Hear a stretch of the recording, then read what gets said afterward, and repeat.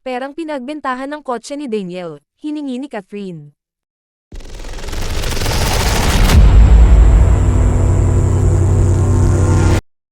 Nakakaloka ang pasabog na isiniwalat ng co-host ni showbiz columnist Christy Fermin tungkol sa 2016 model Chevrolet Corvette Stingray C7 na ibinenta ni kapamilya star Daniel Padilla. Sa latest episode ng Showbiz Now na nitong Sabado ika-27 ng Enero, sinabi ni Romel Chica na hindi naman daw pala magkasosyo sina Daniel at ang ex-jowa nitong si Catherine Bernardo sa kita ng binentang kotse.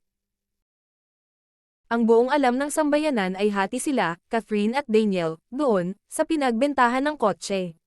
Ito na, hindi pala, hindi totoo yan. Kay Catherine lang ang perang yun, saad ni Romel. Kwento ni Romel, second-hand lang umano nabili ni Catherine ang nasabing kotse para sa ex-jowa. Gustong-gusto raw kasing magkaroon ni Daniel ng ganoong sasakyan pero wala namang nakahandang pambili ang aktor kaya inabunuhan na muna ni Catherine. At nito nga pong ibinebenta na, ibinabalik yata ni Daniel yung kotse. Anong sabi ni Catherine? Tanong ni Christy. Sagot ni Romel, ang sabi, huwag kotse. Aanhin ko ang kotse. Di ko magagamit yan. Pera ang ibalik mo sa akin. Kaya ibinebenta. Anyway, binayaran naman daw ni Daniel si Catherine matapos maipagbili ang nasabing luxury car. Nako, ngayon lang po natin nalaman to, mga katsika.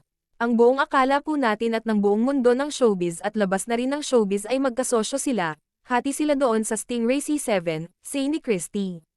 Matatanda ang bukod pa rito ay napabalita ring pinaplano ng ibenta ni Daniel ang kanyang bahay at magsasara na rin umano ang negosyo niya.